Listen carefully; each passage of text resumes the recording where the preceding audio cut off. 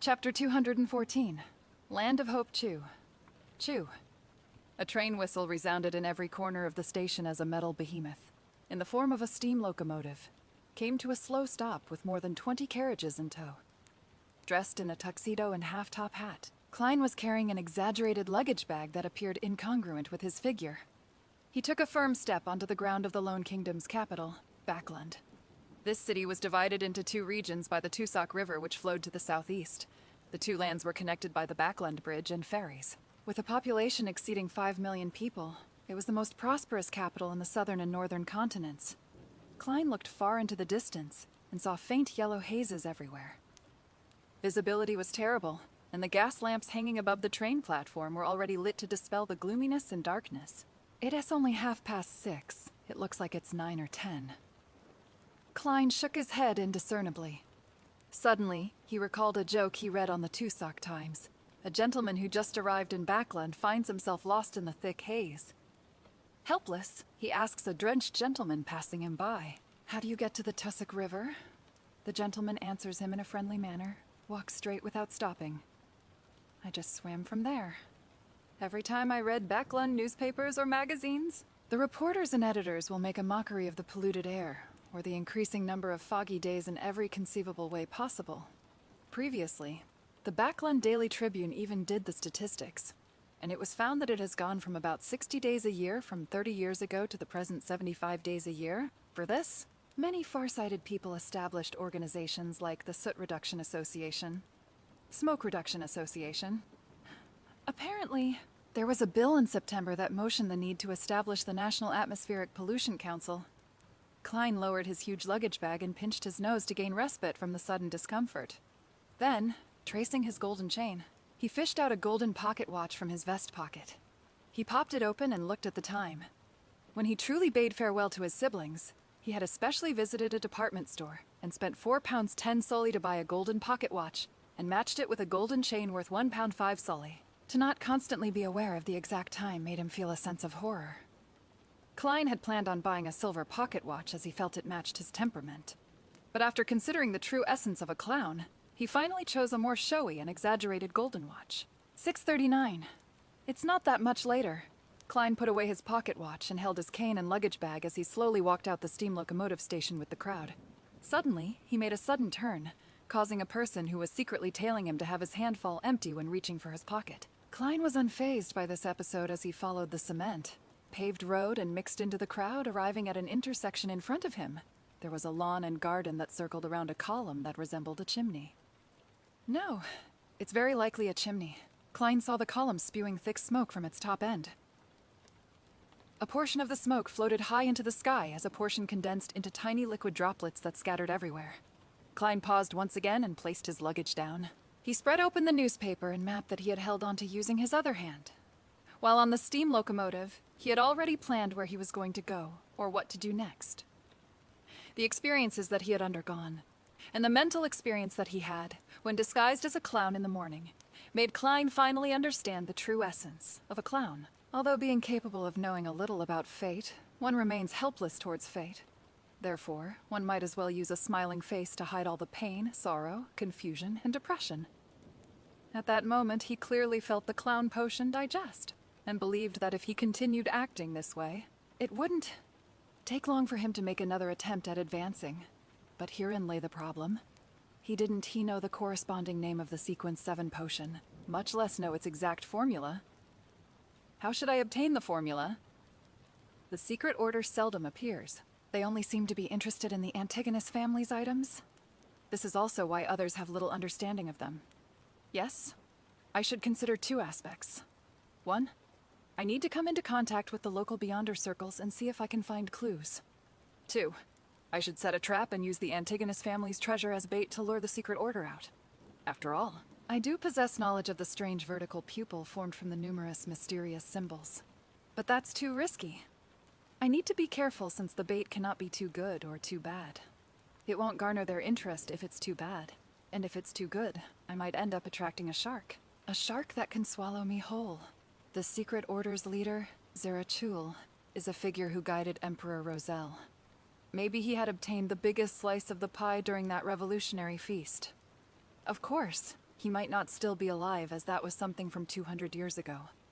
Amidst his thoughts, Klein felt the coldness of Backlund and couldn't help but shiver. He decided to find a residence as soon as possible. He flipped through the papers and, once again, browsed through the rental section and saw a circled advertisement. 15 Minsk Street, Sherwood Borough, Terrace House. Weekly rent of 18 solely. Klein had thought this through very carefully about the area in which he was to stay in. Although Backlund had a population exceeding 5 million people, he still needed to be wary about meeting the local Nighthawks. Be it the newly transferred Daly, or Lorata, I.R. Harson, and Borgia, that he previously met, they would definitely be able to recognize him. Therefore, Klein eliminated the North Borough, where the Church of the Evernight Goddess Backlund Diocese, S headquarters, and St. Samuel Cathedral, was. He also eliminated areas with the best security, and the extremely strictly monitored Empress Borough and Western Borough. These two boroughs belong to the nobles and the richest magnates, with more of the nobles living closer to Empress Borough.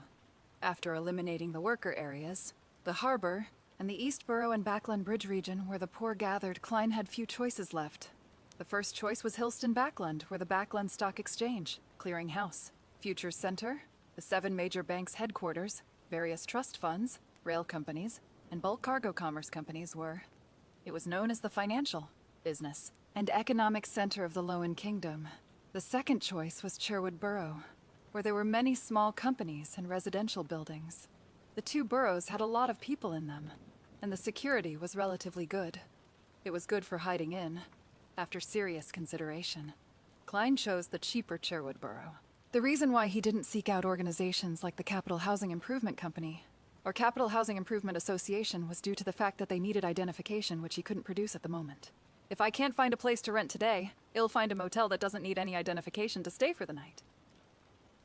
Klein gathered the things in his hand and carried his luggage. According to the map, he walked towards what seemed like a department store's entrance.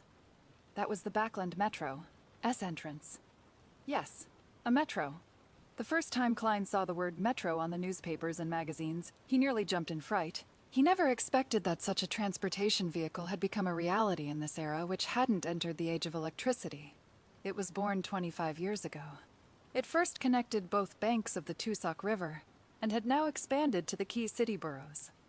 Of course, there weren't many stations through the main door. Klein followed the people ahead of him as he walked to the ticketing booth. After being in line for a few minutes, he finally saw a cashier with a head with beautiful golden hair. The lady didn't raise her head. All she did was point at the wooden board by the side of the window with the prices. Peak period 7 a.m. to 9 a.m., 6 p.m. to 8 p.m., 10-minute headway, 15-minute headway for all other times. First class seat, 6 pence. Second class seat, 4 pence. Third class seat, 3 pence. Return trips are respectively 9, 6, 5 pence. Annual pass first class, £8 second class, £5 10 solely third class. No, annual pass it's cheaper than I imagined. There. Acts actually no distance restriction. Melissa would definitely love this more than a horse carriage. This is the culmination of machinery. Klein thought as he suddenly felt upset. He revealed a brilliant smile and fished out 4 pence and handed it to the cashier. Second, class seat. Smack. The cashier tore a ticket and stamped it before handing it to Klein. After finding the line that led to Sherwood Borough and passing through the knot. Very strict security checks. Klein went down the flight of stairs and quickly came to the platform. He followed the labels on the ground and found the corresponding location for second class seats. Choo! Choo! He didn't wait long before he heard the chugging sound of the train and the thunderous steam whistle. He saw a huge steam locomotive, its large and meandering body, together with its black metallic luster and complex machinery, mixed together to form a unique beauty. Backlund's metro still used steam locomotives. The smoke that they spewed was specially designed to enter a pipe above and travel through a chimney, out into the world. This was also the true usage for the lawn and garden, out on the streets. Amidst the screeching sound of metal, Klein first waited for the passengers to alight before carrying his cane and luggage over slowly. He then allowed the conductor to check his tickets. Unlike the third-class seats, the second-class seats were one person to a seat, so there were no concerns about having one S-seat snatched. Just as Klein sat down, stowed away his luggage, and leaned on his cane, he suddenly heard hurried footsteps. He subconsciously looked towards the door and saw a thin, adolescent boy rush into the carriage. The boy was wearing a coat that didn't suit his age. He wore a rounded top hat and carried a ragged haversack. He kept his head very low. "I'm sorry. I got on the wrong carriage. I'm M from 3rd class." He showed his ticket and apologized to the passengers before briskly walking towards the 3rd class carriage. Klein retracted his gaze and once again confirmed his destination as he waited for the doors to the carriage to close. At that moment, he heard chaotic and hurried footsteps. He then saw a few men dressed in black coats and half-top hats rush into the carriage. Are they chasing after that 15-year-old boy? Klein instinctively had such a thought. He shook his head gently and continued reading his newspapers and map, just like the other passengers on board the carriage.